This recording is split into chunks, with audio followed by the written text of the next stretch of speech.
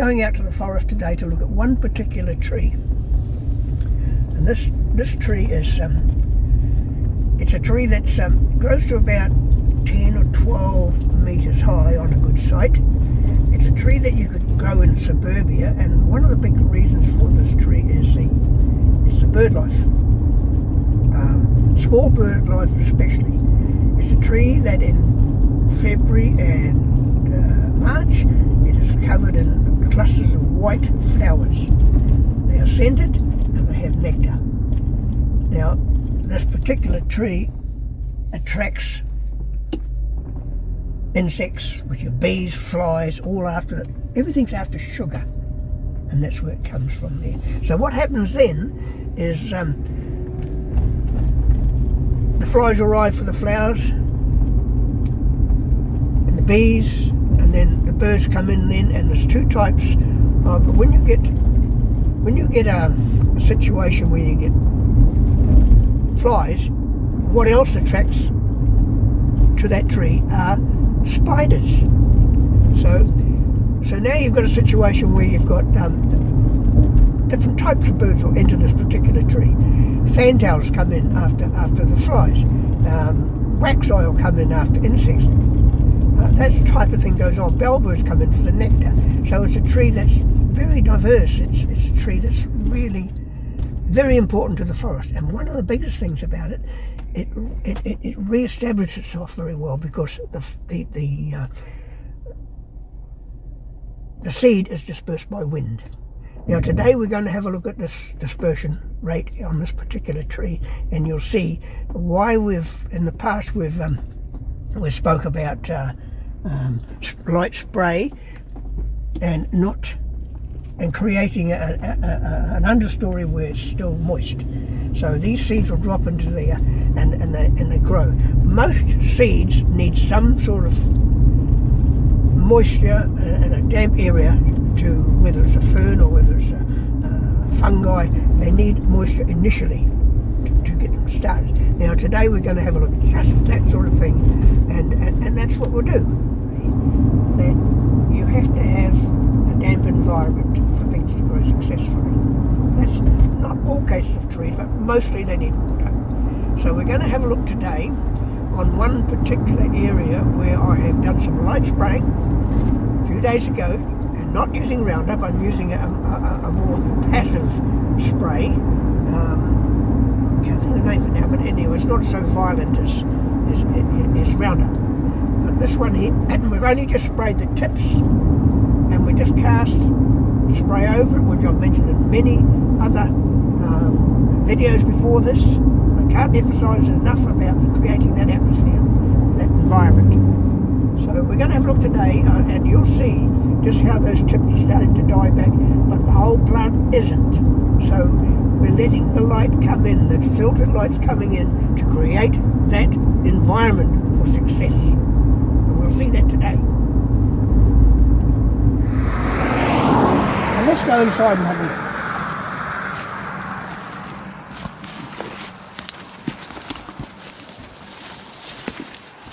Now it's a different world in here. If you look at this is all regrowth. All this through here is all regrowth. This is over here. Is it the same tree? Same tree. Lacebark. So what happened is, this tree has cast sufficient shade down here. But before it was like that. This was all blackberry. Okay. This was all blackberry before. All right. Doesn't look like it now. I don't see blackberry here. No, because we're spreading it out. There's some blackberry there, look. Oh, okay. But come down this way now.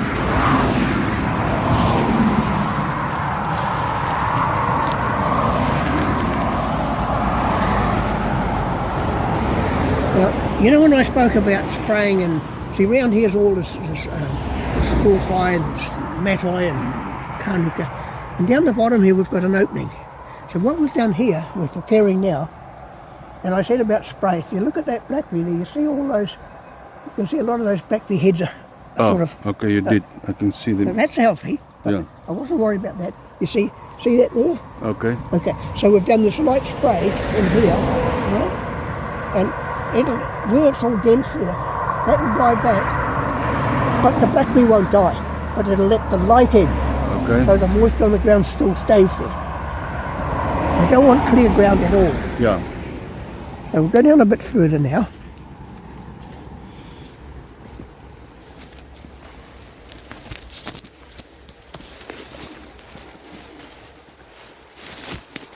The same is applied all through here, you see. You see all that down there, see the blackberry? Yeah. See that there? But the bottom won't die, but we've got this But the moisture. top will die. Yeah. So the bottom will keep the ground moist. Yeah, yeah. And the top is dead, so that will let the sun in. Yeah, let the light in, not Light necessarily in. the sun, The light light in. in. And that means that any seed that drops in there has a good chance of Growing. growing. So we'll have a look in here now. Yeah.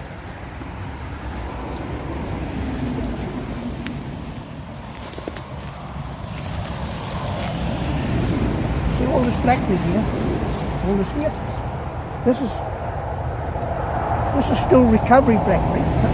It's of a height that doesn't worry me too much. Because what we've got here now, we've got these lace bark are coming up through here. See this here? Okay. These lace bark here. Alright? Same tree as at the top.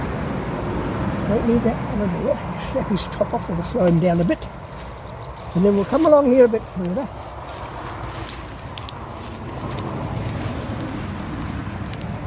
And here's a really, really good example now.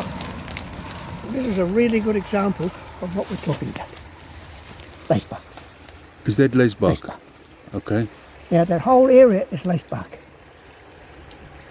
There's still the blackberry here, all around there, all around us. Alright? That's what you do. Highly successful. But So, you've got to have all patience. those lace bark trees are growing from seed now. Yes, That's from falling seed. from the trees. From seed. Yeah. See, Okay. look at this. Look here. Look down here. This one here, look. You know. Is that the lace bark? Lace bark. Oh no, hang on, that's a blinking wineberry. That's a flipping wineberry. That's even better still. Okay. So a bird would have sat in here, Okay. its droppings drop there, and it's away. See? Well, you create the right environment for Environment it. here. So, it's fascinating when I go through my forest now looking for plants. Like this guy here, this is shiny broadleaf, which I put in years ago. It will seed again too. Come up here a bit further. Come up here a bit further. Come right up here. Find your step now. If you have a look, come up a bit right into here, and you'll see what's happening in here. See all this. Don't want that fella. Don't want that fella. Just the tops will do. Just the tops. That slows them down. That's it. No more spray. If you cast your picture over there, your camera, that's to be sprayed sometime. All Okay. that through there as we advance through here. Okay. Look at this lace bark. This one? Yeah. Okay. Well away. Brilliant, eh? Yeah. That's what we do. But I want to talk to you a little bit about. Oh, here's another one I put in here. This one looks a bit sick, but it'll come right. This is I think it's a caraca, which is usually frost tender. So it doesn't look very well, but it has sufficient cover over it, and I suspect it'll come right. Again, you see all the lace bark. I will pull a lot of these out, you know, because I don't need them all. But not now. Not now, no, I just leave things as they are. So this can stay like it is with this light coming in. Great, eh? Now, let's talk about suburbia for a minute. This is a tree you should grow in town, and it wouldn't get like this. But what you do, if you want to do something for the bird life and the biodiversity of your section at home or whatever, you can grow one of these. And what it does, it just attracts insects to it, and it's got nectar. So as I spoke earlier on, it attracts flies. Flies attract spiders, all right? And that's a good combination for birds to come in there. You get birds like wax eyes, grey warblers, and all sorts of small birds, insect-eating birds, and then we also get the nectar-eating birds like bellbird will come. So it's a particular tree that should be planted more of in suburbia. Well, I hope what I said to you today is of advantage to you all. You've You know, Yeah, you definitely. think Well, it's- I was thinking of what tree I need to plant, and so lacebark is a tree to plant. well, we'll be looking at a lot of trees over the next Yeah, couple of years. yes, yeah. Because we're talking about a native forest. Yeah, but I'm talking about planting in my yard. Yes, but I also want to say that there are many, many trees, native trees, that are very attractive to suburbia. Many. This one is a particularly good one Yeah, for yeah. what it does. You know? And you can see how well it spreads under the right environment. Don't Yes. clear the land. Yeah. Just be patient. So there's a lot of lacebark in here. Yes, yes. Now, I don't have to see this tool right here. I can just pull this fellow out because I've got plenty of them. Yes, What is that? The lacebark? it's nice. And what I do with a lot of them, I actually come out sometimes and I'll go around and I'll get little ones and I'll pop them out here. I'll actually pop them into a bag and leave them here Okay. as a nursery. You know, I give 10 or 15 of them. And I'd use that crystal rain in them and dig a little bit of hole and put them in the bag and leave them there. Forget about them. Don't take them home. Nobody comes here. So you're creating a nursery within a nursery. All good. Spot on, eh? Spot on. Spot on.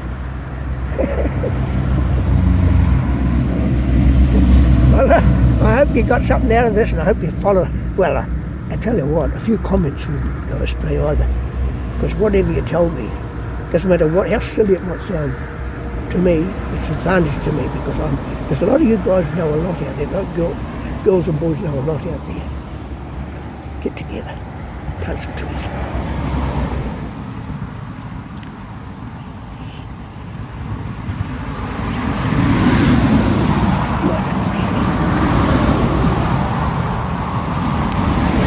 Beautiful little tree.